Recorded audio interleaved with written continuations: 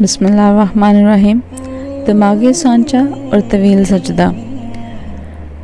اس کے بارے میں وضاحت کرنے سے پہلے آپ کو ایک واقعہ بتاتی ہوں۔ یہ ایک کتاب سے میں نے پڑھا اور جیسے میں نے پڑھا اسی طرح سے آپ کو سناتی ہوں کسی اور کی زبانی۔ ایک طویل سجدہ۔ گزشتہ سال میری والدہ کی وفات ہوئی تو وہ پاکستان میں تھیں اور میں یورپ میں تھا۔ والدہ نے اپنے 7 بچوں کو پالنے میں کوئی کسر اٹھا نہیں رکھی تھی۔ میری زندگی کے کم و بیش 20 سال انہوں نے ہر روز کھانا کھلایا اور کسی ایک دن بھی بھوکا نہیں سونے دیا۔ ماں ہوتی ہی ایسی ہے، یہ تو ہم کہہ دیتے ہیں، لیکن ہم کیسے ہوتے ہیں یہ ہمیں خود سوچنا ہے اور فیصلہ کرنا ہے کہ ہم کہیں ان کی بے ادبی تو نہیں کر دیتے اور بڑھاپے میں انہیں جھڑک تو نہیں دیتے، نعوذ باللہ۔ اللہ پاک نے بڑھاپے میں والدین کا خیال رکھنے کا حکم دیا ہے اور ایسا کرنا لازم ہے۔ اس مختصر سی تمہیدی گفتگو کے بعد میں کچھ عرض کرنا چاہتا ہوں۔ ہوا کچھ یوں کہ ڈاکٹروں نے والدہ کو ڈیمنشیا کی بیماری بتائی۔ یہ ایسی بیماری ہے کہ بڑھاپے میں ہر 3 میں سے ایک بندے کو الزائمر یا ڈیمنشیا ہونا ہے۔ آپ میں سے بھی بہت سارے لوگ اس کا شکار ہو سکتے ہیں، لہٰذا اسے دھیان سے پڑھیں۔ یہ دونوں بیماریاں دماغی کمزوری کی وجہ سے ہوتی ہیں۔ افسوس اس بات کا ہے کہ میں اپنی والدہ کی خدمت نہیں کر سکا، دیار غیر میں ہونے کی وجہ سے، اور نہ ہی اس بیماری کی معلومات تھی۔ مجھے خود بھی سائنس کا مسئلہ ہے اور الرجی کی پرابلم تھی۔ بار بار چھینکیں آتی تھی، ناک سے پانی بے انتہا آتا تھا اور تقریباً 15 سال تک یہی مسئلہ رہا، جو کہ لڑکپن میں ہی شروع ہو گیا تھا۔ بہرحال والدہ کا انتقال ہو گیا اور میں کچھ نہ کر پایا۔ اس کا افسوس ہمیشہ رہے گا۔ یہی افسوس اس طرح کا علم بانٹنے اور استغفار کرنے اور کروانے پر آمادہ کرتا رہے گا۔ ان کی وفات نے گہرا اثر چھوڑا جو ابھی تک باقی ہے اور ان کی یاد ستاتی ہے۔ ایک دن اتفاق سے ایک مسلمان ڈاکٹر کی ویڈیو دیکھی جس میں اس نے بتایا کہ دماغی کمزوری کو دور کرنے کا واحد طریقہ لمبا سجدہ کرنا ہے۔ یہ معلومات میرے لیے نئی تھیں۔ دلیل کے طور پر انہوں نے یہ کہا کہ ہمارا دل کشش سے ثقل گریوٹی کے خلاف خون کو دماغ تک پمپ اتنے طریقے سے نہیں کرتا جتنا جب ہم سجدے میں چلے جاتے ہیں تب کرتا ہے۔ جب یہ آہستہ آہستہ لوگوں کا دماغ کمزور ہو جاتا ہے اور بڑھاپے میں بالآخر جواب دے جاتا ہے۔ یہ بات تو بھلی معلوم ہوئی، پھر کچھ ان کی ویڈیوز دیکھی تو معلوم ہوا کہ یہ میری اپنی پرابلم رائنائٹس والی الرجی کا بھی یہی حل ہے، کیونکہ دماغی کمزوری کی ہی وجہ سے ہمیں یہ پرابلم ہوتی ہے اور پھیپھڑوں پر بھی بہت منفی اثر چھوڑتی ہے۔ بہرحال واحد طریقہ تو یہی تھا کہ میں آزما کر دیکھ لیتا۔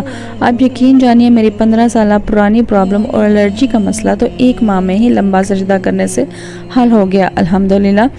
نماز تو پڑھتا تھا لیکن نماز کے بعد سجدہ شکر کو لمبا کر دیا اور دیگر کئی اذکار بالخصوص 100 مرتبہ درود پڑھنے میں ہی 5 سے 10 منٹ کا سجدہ ہو جاتا۔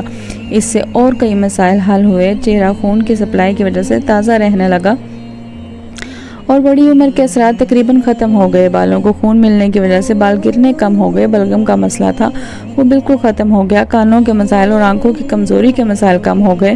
ساتھ ہی ساتھ آنکھوں کے نیچے گزشتہ 1 سال سے کالے رنگ کے حلقے نہیں دکھے۔ سبحان اللہ۔ یہ مذہب ہی تھا جس کے ایک سجدے کے عمل میں ہماری اتنی بیماریوں اور نہ جانے کن کن بیماریوں کا علاج ہے، ورنہ بڑے سے بڑے یورپ کے ڈاکٹر کو میری الرجی کا علاج نہیں ملا۔ آج کل کرونا کا بہت زور ہے۔ یقین مانیے اگر آپ لمبے سجدے کرنے شروع کر دیں نماز کے بعد تو آپ کے پھیپھڑے زیادہ مضبوط ہو سکتے ہیں، کیونکہ سجدے کی ایک ایسی پوزیشن ہے جس میں انسان کے پھیپھڑے زیادہ بہتر کام کرتے ہیں۔ آزمودہ بات ہے، آپ بھی آزما کر فائدہ اٹھا سکتے ہیں۔ یہ کم از کم پھیپھڑوں کو طاقت ضرور دے گا۔ اگر یہ باتیں پہلے پتہ ہوتی تو شاید میں اپنی والدہ کی دماغی کمزوری کا مسئلہ حل کروا دیتا۔ ایسا نہیں کر سکا تو کم از کم آپ یہ باتیں جان لیجئے اور اپنے بڑھاپے کے لیے اور موجودہ بیماریوں و وباؤں سے بچنے کے لیے تیاری شروع کر دیجئے۔ اللہ آپ کا حامی و ناصر ہو۔ مذہب اسلام زندگی ہے۔ آخر میں حضرت علی کا قول نقل کر دوں کہ اگر نمازی کو پتہ چل جائے کہ کن کن رحمتوں نے سے گھیرا ہوا تو وہ سجدے سے سر اٹھانا ہی نہ چاہے۔ سائنٹیفکلی کھوپڑی کے اندر دماغ کا اصل وزن 1.5 کلو کے قریب ہے، مگر اس کے باوجود بھی ہم اپنے سر میں اتنا بڑا وزن محسوس نہیں کرتے، جس کی وجہ دماغی اسپائنل کا فلوئڈ میں تیرنا ہے۔ پانی کے اوپری حصے سے دماغ کا تقریباً وزن 0.18 کلو گرام تک کم ہو جاتا ہے، اس لیے ہمیں اس کا وزن محسوس نہیں ہوتا۔ یہ سیال اچانک اثر یا نقصان کے خلاف ایک ری ایکشن کے طور پر بھی کام کرتا ہے۔ برین کو گندگی سے صاف رکھتا ہے، جس سے اعصابی نظام کو صحیح طریقے سے کام کرنے میں مدد ملتی ہے۔ نماز کی قیمتی حرکتوں میں سے ایک سجدہ ہے، جہاں گھٹنے ٹیکنے پر یہ سیال اوپر نیچے حرکت کرتا ہے اور اس سے دماغ کو ایک طرح کا مساج ملتا ہے۔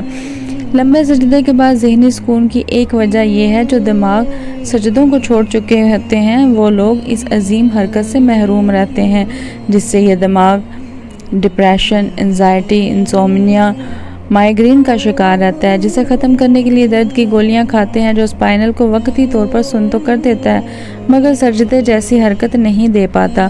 یہ اس عظیم رب کی کاریگری ہے جو ہر چیز کو کامل ترتیب سے بناتا ہے۔ سورہ 3 میں ہے لَقَدْ خَلَقْنَا الْإِنسَانَ فِي أَحْسَنِ تَقْوِيمٍ۔ ترجمہ: بے شک ہم نے انسان کو سب سے اچھی صورت میں پیدا فرمایا۔ جزاک اللہ خیر۔ جی سامعین، اب تک کے لیے اتنا ہی، اجازت چاہتی ہوں، اپنا خیال رکھیے گا۔ Thanks for watching. اللہ حافظ۔